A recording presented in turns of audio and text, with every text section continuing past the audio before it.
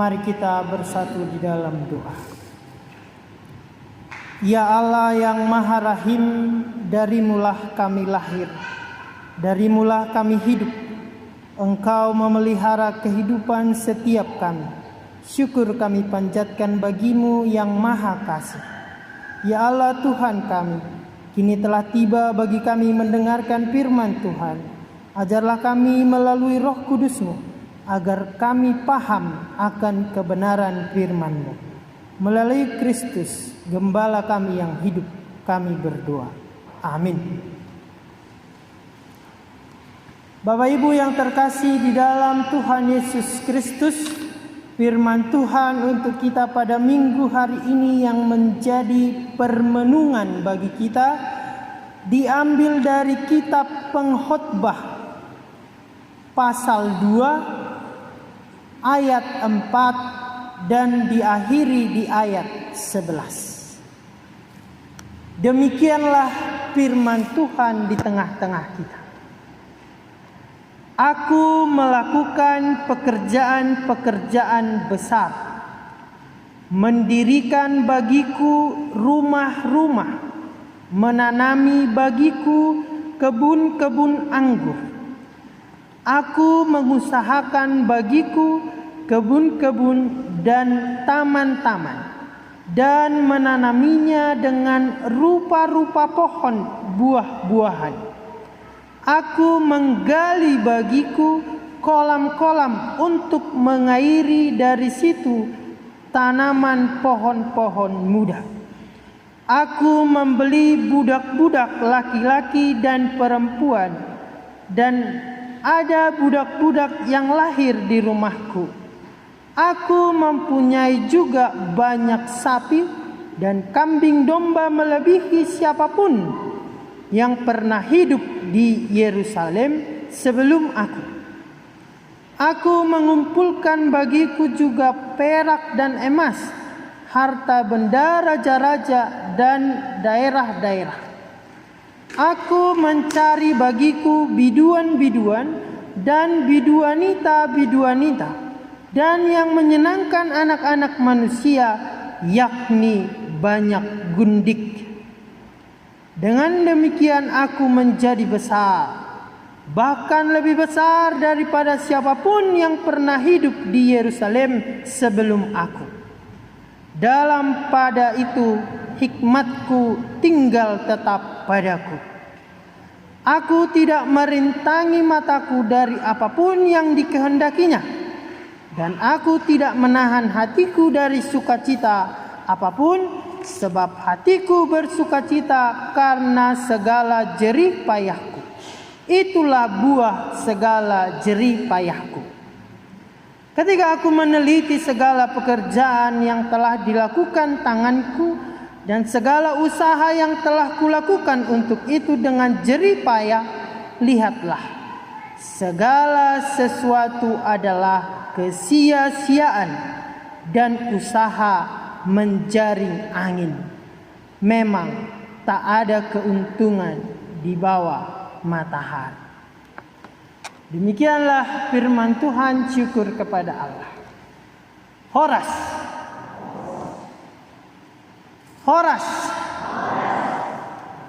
Semangat. Supaya rezekinya juga semangat datang. Tapi kalau kita tidak semangat, bagaimana rezeki akan semangat datang? Bapak, Ibu, dan saudara-saudara yang terkasih di dalam Tuhan, apakah Bapak Ibu pernah melihat mantan orang kaya? Jadi dia kaya, tapi sekarang sudah tidak kaya lagi. Berbeda hal, kaya mendadak, miskin mendadak. Tapi ini benar-benar kaya, lalu tidak kaya lagi. Tentu sangat jarang. Seperti pengkhotbah ini, Kohelet ini mengatakan bahwa semuanya sudah dicapainya. Semuanya sudah membuatnya senang. Tetapi tidak ada yang membawanya pada kebahagiaan yang abadi. Semuanya hanya sesaat. Bapak, Ibu, dan saudara-saudara yang terkasih dalam Tuhan, berapa kali Anda tertawa setiap hari? Mungkin pertanyaan ini pertanyaan yang sangat bodoh. Kenapa? Mana mungkin ada orang yang menghitung dia tertawa. Ha, 1. Ha, 2. Tentu tidak mungkin. Karena memang tertawa itu tidak untuk dihitung, tetapi untuk dihidupi. Dan tentu orang-orang dan rahasia dari tertawa itu adalah kita menjadi gemuk. Orang yang banyak tertawa pasti gemuk. Seperti saya ini, jangan sangka saya gemuk karena makanan yang saya makan, apalagi dari rumah tetangga saya. Tapi karena saya mampu tertawa, mampu menikmati apa yang ada pada diri saya. Jadi kalau ada, tapi bahayanya kalau orang gemuk itu sudah berhenti tertawa, berarti dia sudah mati. Jadi sangat jarang orang gemuk cemberut. Coba kalian lihat anak-anak yang gemuk, pasti senang senyum. Kalau anak-anak kurus, ya relevan. Tidak semuanya bisa dipukul rata. Jadi tertawa itu adalah bagian dari kebahagiaan. Dan kebahagiaan ini sebentar lagi akan kita perdalam. Bapak, Ibu, dan saudara-saudara, tertawa itu meningkatkan imun, menekan stres, mengurangi kolesterol. Percaya atau tidak, silakan dicoba. Orang yang marah-marah kolesterolnya naik, stresnya naik, imunnya turun. Jadi cepat-cepat terkena corona. Jadi kita harus banyak tertawa, menjaga imun kita lebih baik.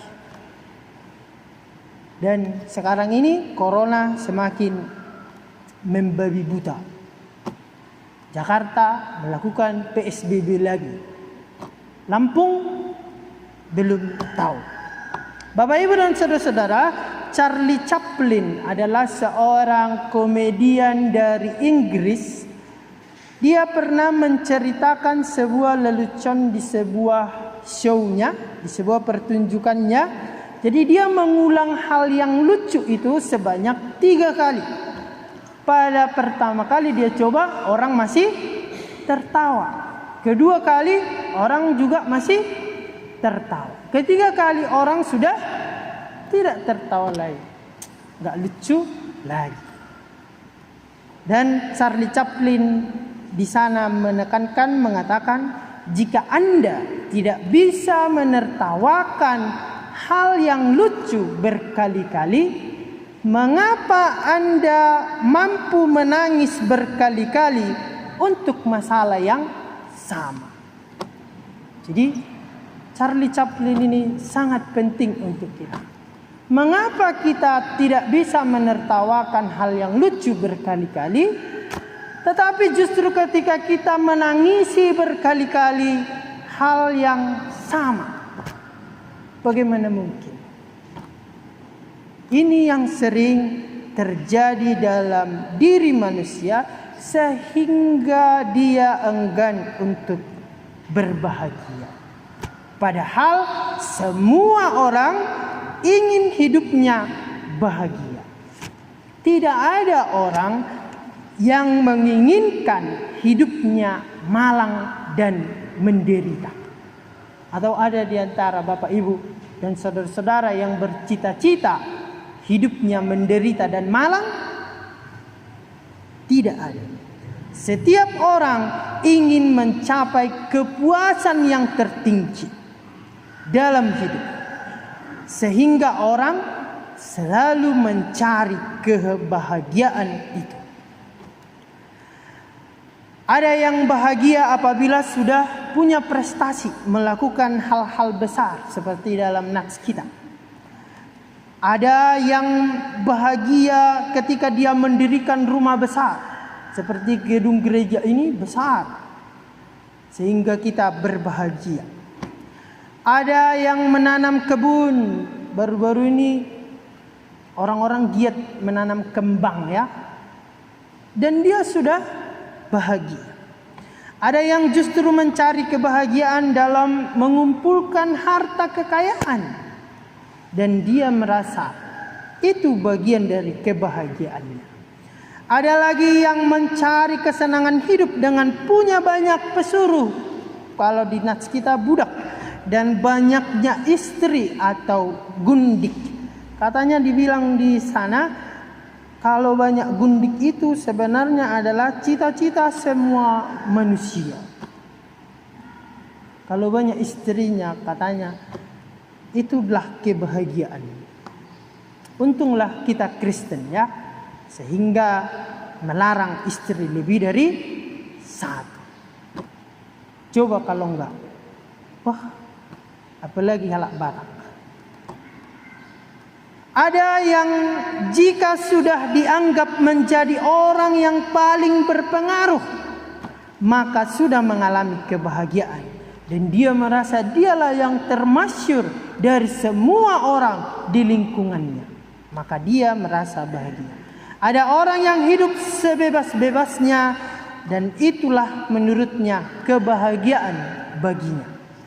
Ada orang yang cinta bekerja keras, berjerih payah, dan itulah kebahagiaan dan kepuasan bagi dirinya. Keinginan semua orang untuk hidup bahagia berbeda-beda tarafnya, berbeda-beda tujuannya, kepuasannya juga berbeda-beda. Dan sehingga orang tak jarang menjadi salah alamat. Sehingga terjadilah dalam Galatia 5 ayat 19 sampai 21.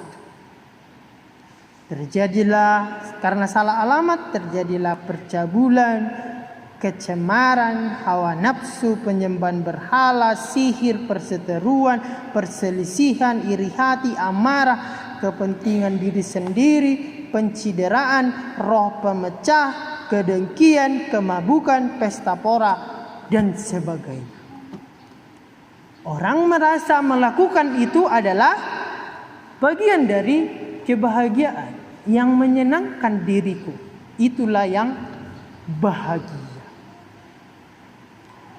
Oleh sebab itulah Bapak Ibu, Kohelet atau pengkhotbah ini mengingatkan kita bahwa kebahagiaan yang kita cari, yang bermuara pada kesenangan, adalah Hebel. Hebel adalah bahasa Ibrani yang berarti cepat berlalu, uap nafas. Seperti ketika kita bercermin, lalu hembuskanlah nafasmu ke cermin itu, dan embun itu akan cepat berlalu. Jadi dalam terjemahan bahasa Indonesia atau terjemahan baru Alkitab kita itu, memang Hebel itu diterjemahkan menjadi kesia-siaan. Namun yang lebih dekat adalah cepat berlalu.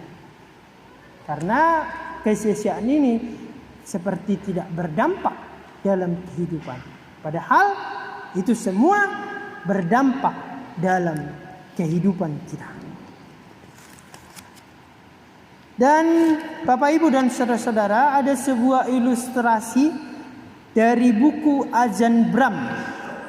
Judul bukunya itu Si Cacing dan Kotoran Kesayangannya. Ini yang jilid 3. Jadi saya sudah baca 1, 2, 3. Jadi ini bagian dari nomor 3. Judulnya ada 4 kakek. Ada 4 kakek yang berdiri di bawah derai hujan. Lalu seorang gadis dalam rumah melihat mereka kehujanan, lalu mempunyai inisiatif untuk mengundang keempat kakek itu untuk masuk ke rumahnya.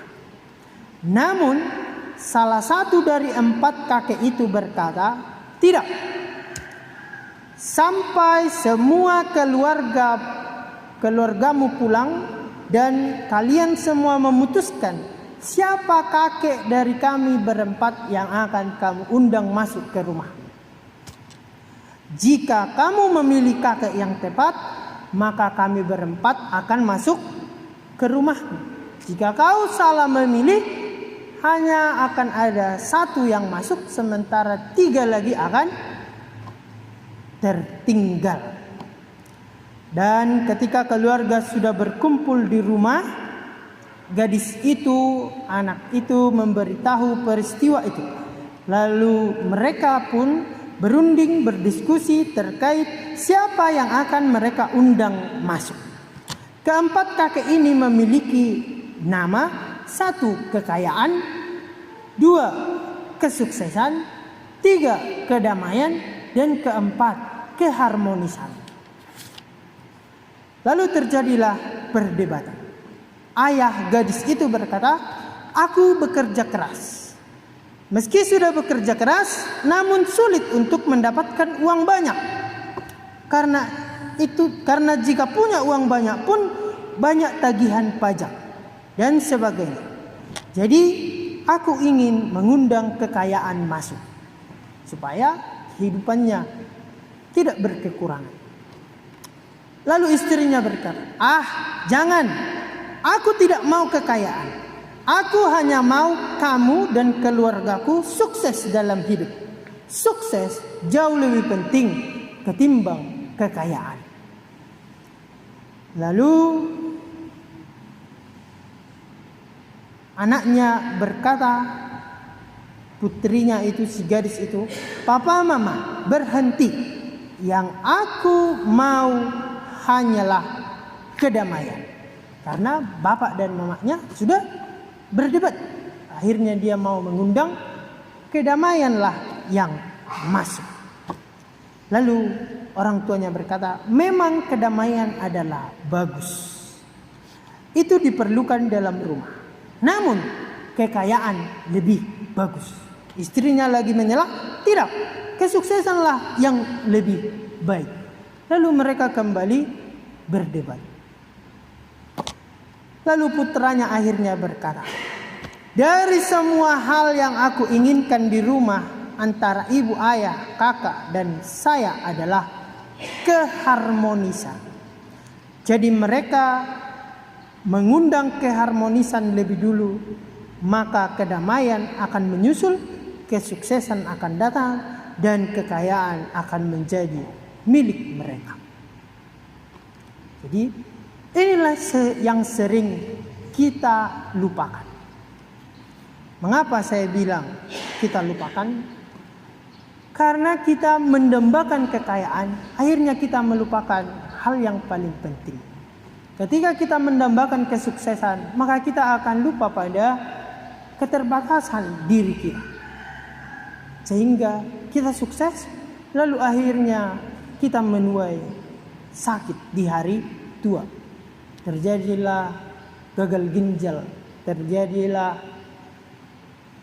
hepatitis, terjadilah paru-paru, jantung, dan semuanya.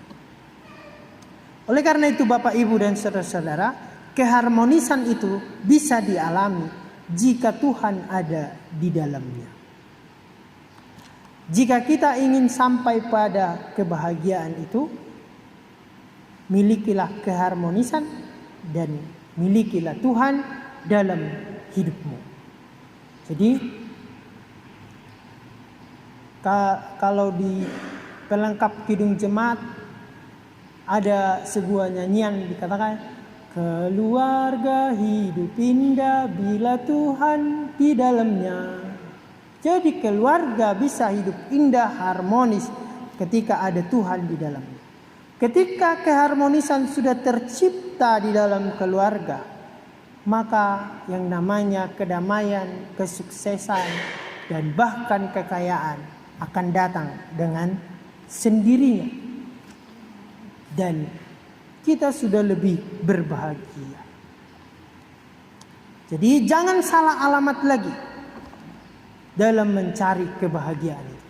Sebenarnya kebahagiaan itu ada di tengah-tengah kita, namun kita enggan menganggap itu sebagai kebahagiaan. Jika kita mendamba kekayaan, kita akan lupa tadi yang paling terpenting dalam hidup kita.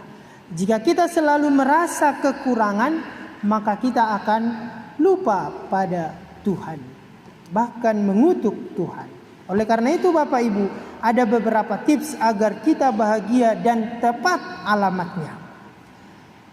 Yang pertama, makanlah sebelum Anda lapar dan berhentilah sebelum kenyang. Selama kita masih membandingkan hidup kita dengan orang lain, maka kita tidak akan pernah bahagia. Mungkin kalian pernah mendengar ilustrasi pasangan suami istri yang baru menikah. Yang pertama mau pergi ke arisan, berjalan kaki, dan mereka menggunakan payung. Lalu tiba-tiba lewatlah pasangan lainnya menggunakan sepeda motor. Lalu orang yang di payung ini akan berkata, aduh, bahagianya mereka bisa naik motor bersama. Lalu ternyata ada pasangan yang ketiga naik mobil. Lalu yang naik motor ini berkata, alangkah bahagianya mereka bisa naik mobil berpasangan ke tempat arisan. Ternyata yang dari mobil itu justru melihat alangkah bahagianya mereka berdua bisa berjalan memakai satu payung ke tempat arisan.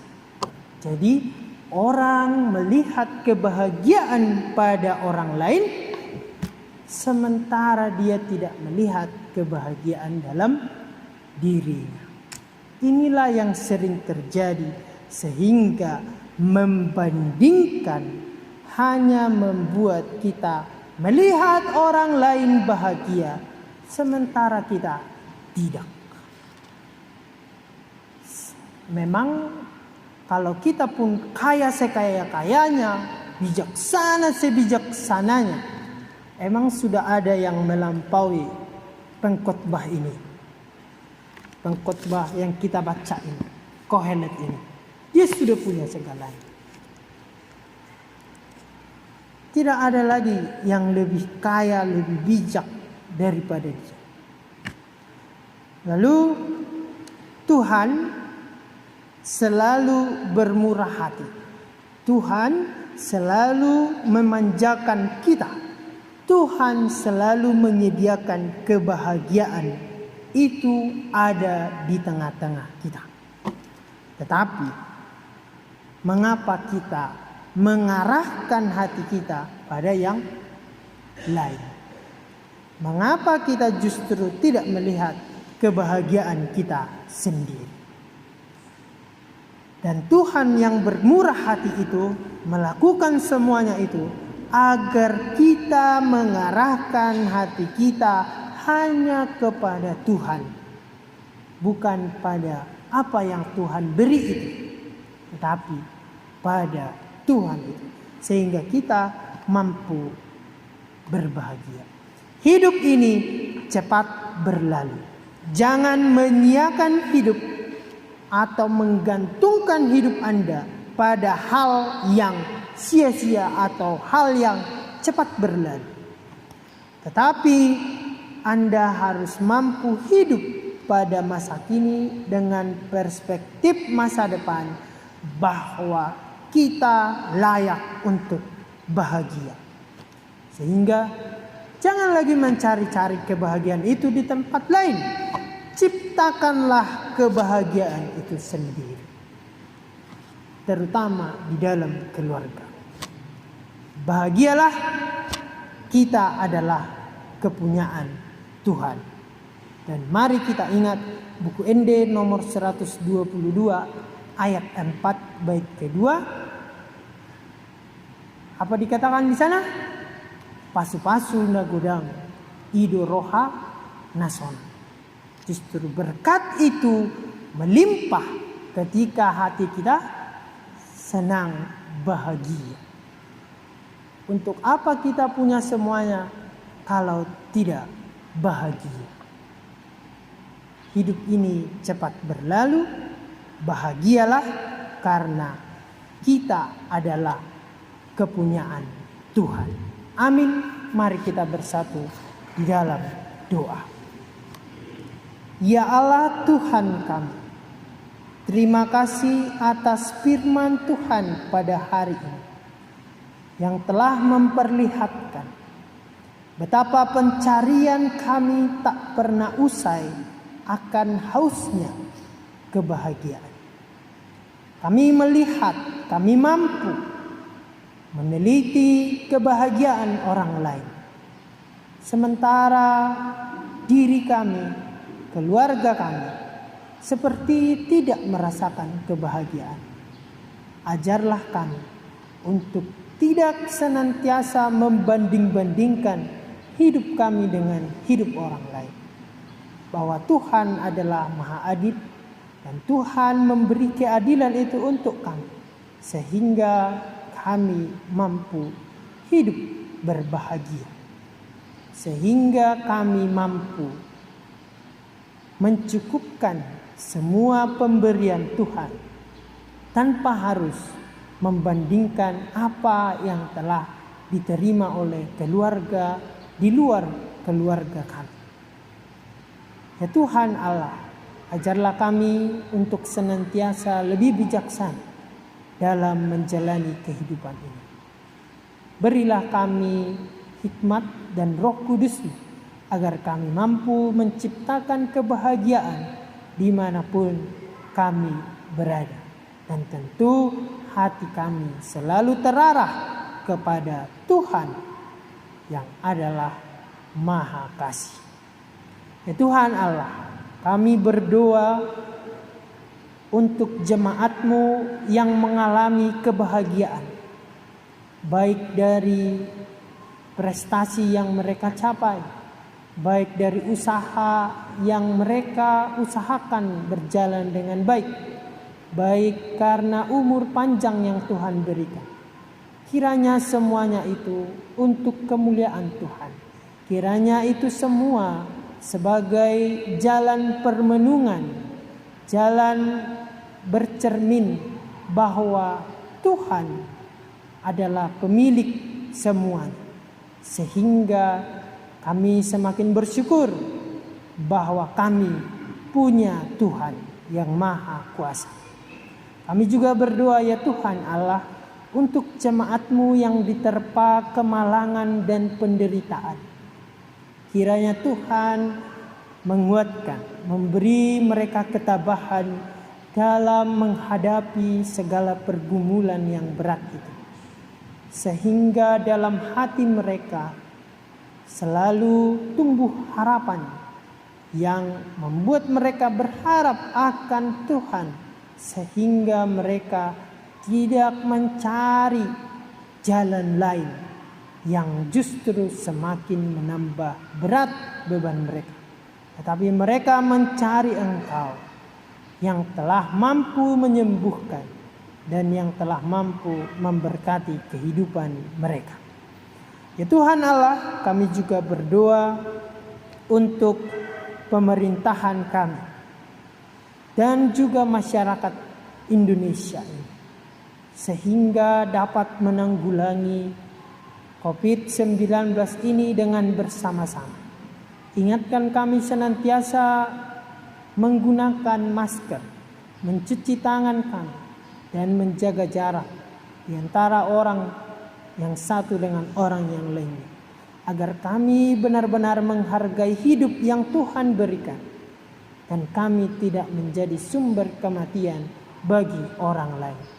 Ajarlah kami ya Tuhan Allah untuk lebih melihat kepentingan kebahagiaan bersama ketimbang hanya mementingkan diri kami yang terjerat dalam bahaya.